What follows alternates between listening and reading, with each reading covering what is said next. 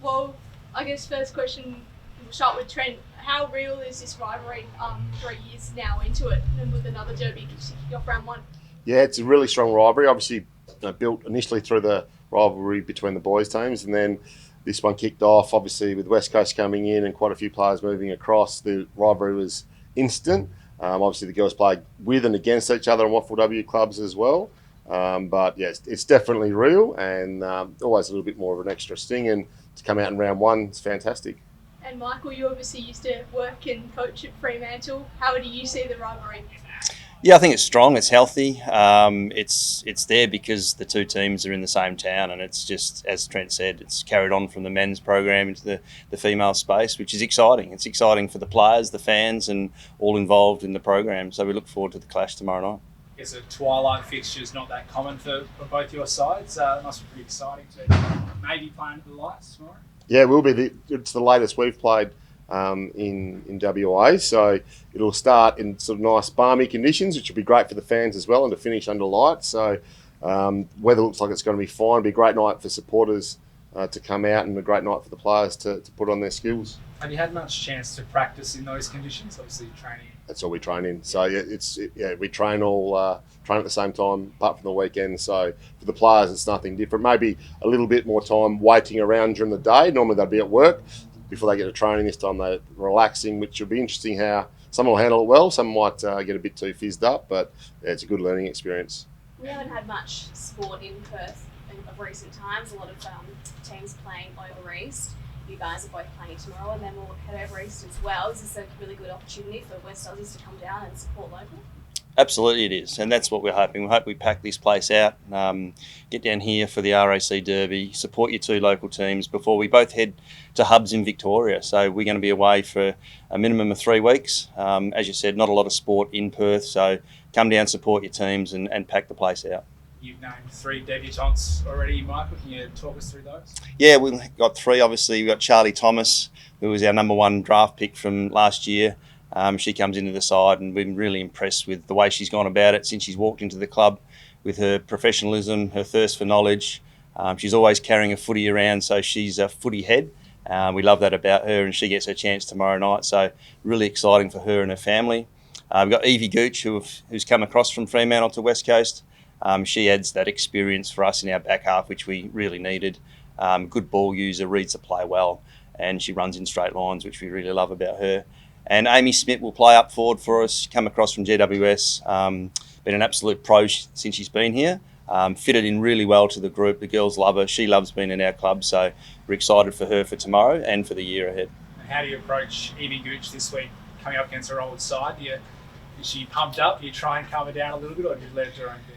Yeah, I'd let her do her own thing, to be honest. I've been in that scenario. I've played against my old team before, and a lot of people want to give you advice, but the thing I learned is just to let them play and prepare as they do. She'll be a little bit nervous on edge because it's against the former side, but I think she's old enough, experienced enough, she'll deal with that. Do you lean on her experience and her knowledge of Freo a little bit as well, though? Had a few conversations. I'll be stupid not to during the week. So learn a couple of little things, and whether they play out tomorrow or not, we'll wait and see. Trent, are you ready to name any debutantes yet? Yeah, that's why we're keen to be in the shade rather than the sun, because we've actually got 6 debutantes tomorrow. So really exciting period for the club. Last time we had this many, I think, was 2019. My first game, we had 7 that day. So 6 tomorrow is really exciting. 2 of them have been on the list for quite a while, and Anya Ty, who we know has been, she's come from Ireland. Went over and met her and her family in May 2019. It's been a long journey through kilometres and injuries and heartache to get here, but she's up and about, had a full pre-season, so she will debut tomorrow night. And the other really good story is Anne McMahon, who, as we know, had a horrific workplace accident that, could have easily have cost her life, and she's worked really hard over 2 years to build her body back up. So it was Christmas Eve 2019 when that happened, and she's only now in a place where she can put her hand up to play, and she played quite well against West Coast a couple of weeks ago and has really earned her spot. So 2 great stories have been there for a while. 2 of our recent draftees in Jess Lowe, who's worked extremely hard to get here, come through the amateur system at West Coast Cowan Amateurs, then through Claremont, and has been a train on and just kept improving every year. And she's put her hand up and she's shown for us that she can be valuable across a couple of lines. And Ellie Runnels, Victorian recruit. First time we've done that draft out of Victoria, and we just stumbled across her looking at vision of another player, to be honest, and really liked what we saw, did some research and then convinced her to nominate for the WA draft. And we'll see her running around on the wing tomorrow. And then two really exciting younger players, Dana East. There was no way I couldn't pick her because Kiara Bowers I don't think would have played if I didn't. She absolutely loves her, loves what she brings to the team, and Eastie's going to be a really good player for us over a long time, even though she's only new to the game. And the last one is I'm really excited to watch this girl play, is Michaela Tahakarena. Explosive. She just does things that nobody else can do, the things that you can't coach. And we're really excited to see what she can do out in the fast deck here tomorrow. You talked about Dana East having that great relationship with Kiara. I think Haley Miller on the podcast said that she's a young turbo. Is there a bit of a comparison there? We don't want to put too much pressure on it because obviously Kiara's next level, but the comparison is her competitiveness and her will to win is the same as Kiara. So she's got a long way to go to get to Kiara's heights, but there's definitely traits that she's showing now that we love internally. And you might not see them all tomorrow at that Kiara Bowers level, but you'll see some moments where you think that you're glad that you're a Freo supporter and she's going to be playing for our side for a long time.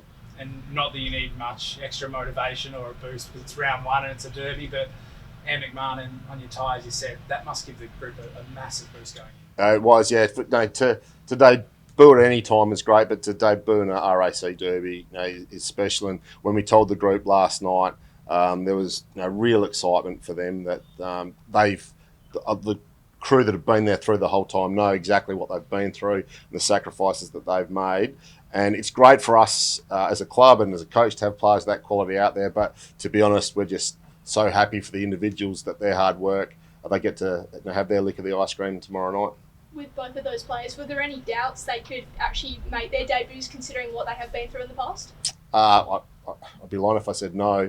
Anya has just sacrificed so much being away from Ireland, and I would say that 99% of people would have said, okay, I've had a good crack at it, but 2 years out here, away from family, had to miss family weddings and different things because of travel restrictions. I've given it a crack and it hasn't worked. But in saying that, the Irish are very resilient all through the competition, and Anya's next level for that. So the doubts were there, and with the knee and everything. But last year when she come back, she never felt right. This year she's charging, and I close my eyes whenever she's going into the contest, but she's playing with full freedom now. And it was such horrific injuries, and we hear it quite saying that their injuries were like a car accident. Well, hers was, and there had to be doubts that she'd ever be able to get back to a level to play at AFLW level. So yeah, we definitely had doubts and would have had doubts as well, but her willingness to work is just next level, and she's done everything possible to deserve the opportunity tomorrow. So Michael, how are you feeling on the eve of your first game as senior coach? Yeah, really relaxed, calm, looking forward to it. It's a start of a journey that hopefully will last a few years. But I think if you're prepared well, you're pretty calm and relaxed, and I think that we've done that. So we're ready to go. And how hard was selection? Obviously teams come out tonight, but you had a fairly healthy list to pick from. How hard was that process and whittling it down? Yeah, really tough. We've had 9 girls that miss out that are fit and available. So had to have those conversations over the last couple of days. There was some disappointed girls in amongst that, but the thing that overrid everything is they want the team to be successful, and they indicated that to me in those conversations. So I thought we were in for a hard conversation, which it was, but positive come out of it is that they're part of the group and they want to see success even though they're not in the team.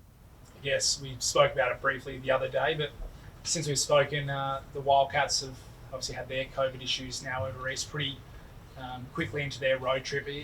Is there a pretty big level of concern that when you do head away at the end of next week that that challenge might come up pretty early? Well, it is. It's real. It's happening Big Bash, obviously the Wildcats, as you mentioned. So the frustration for us would be we get through a summer of footy, a long pre-season, we've got really good availability, and then we go to Melbourne and things like this out of our hands, that might take a few players out of our system. So, it's a huge concern for us, and we just got to make really smart and good decisions while we're over there and try and minimise the risk while we're there. You take that approach, sorry, Trent, that approach of training in small groups and things like that we saw in the last 2 years to try and minimise exposure between the group? I think we'll do more of the training together. I just rang Adam Bogues yesterday, had a good chat with him about what they're doing and different things what they're doing to mitigate risk and different things like that. So we've worked out that to be honest, getting through this game, we're going to have a real good meeting Monday and just decide everything like that and sort of focus on here a bit. But we'll be mitigating risk, but we won't be able to living normal lives, but we want to live professional sporting lives, which is a great opportunity for the girls to get, which they don't normally get. And we're looking forward to that aspect of it for sure.